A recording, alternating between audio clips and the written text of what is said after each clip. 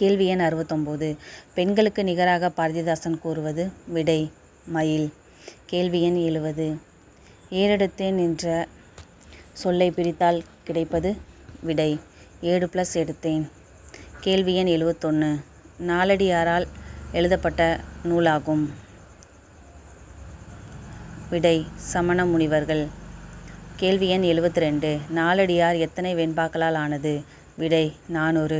கேள்வி எண் 73. ஒருவர் தம் குழந்தைக்கு சேர்த்து வைக்க வேண்டிய செல்வம் எது? விடை கல்வி.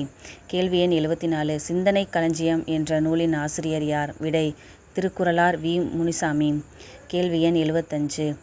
பள்ளி தலைமனைத்தும் கோயில் செய்குவோம் என்று கூறியவர் யார்? விடை பாரதியார்.